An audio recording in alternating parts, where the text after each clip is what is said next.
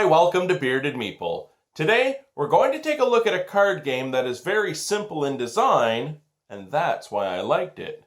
It's easy to learn, it plays quick, and the artwork is absolutely stunning. It's for 1 to 4 players, ages 8+, and it'll play in about 20 minutes. It's brought to us by Pencil First Games. It's Herbaceous. Let's take a look at it. In the game, players are collecting the 7 different herbs and the 3 special ones to be potted 4 different ways.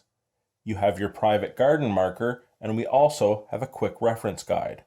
Let's take a look at the different ways to pot and then the gameplay. As you collect cards, you will be placing them in different locations for points. In the large pot, you will collect identical herbs. If you have 5 lavender, you'll receive 18 points. In the wooden planter, you're collecting all different herbs.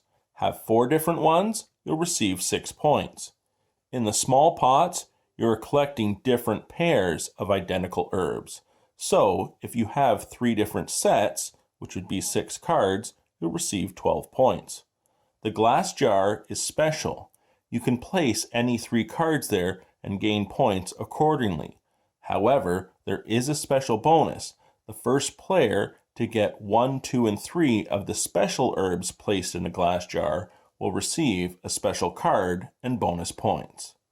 Each player lays out face up their 4 container cards. Immediately in front of them will be their private garden. The community garden will be in the middle of the play area. The bonus card is set aside and the deck is shuffled. Depending on the number of players, a certain amount of cards will be removed randomly from the deck. On your turn, you have 2 options: to pot herbs or plant. The first thing you'll do is pot herbs, but on the first turn, there are no cards in play, so we'll move right to planting. Planting is mandatory. You take a card from the deck and decide if you want to place it in the community garden or in your private garden. If you place it in the community garden, you then take another card and you must place it in your private garden.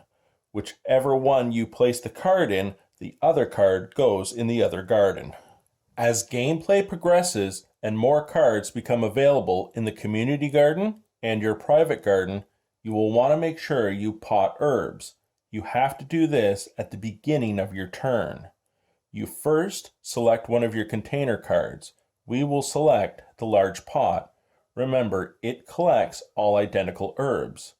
You then select herbs from your private garden and or the community garden. Container cards may only be used once. We'll select the bay leaves from the community garden and put them with the bay leaves from our private garden. We set them underneath the container card. At the end of the game, we have a set of 4, so we'll score 14 points. Gameplay continues until the deck is exhausted and players can no longer pot. The player with the most points will win. And don't forget to use the glass jar and try to gain the bonus points that are available.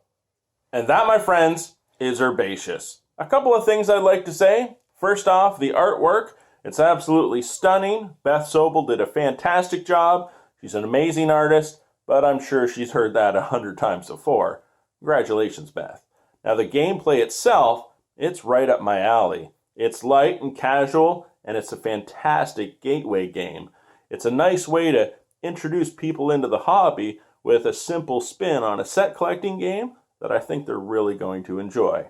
I loved it. I hope you get a chance to check it out. I'll talk to you again soon.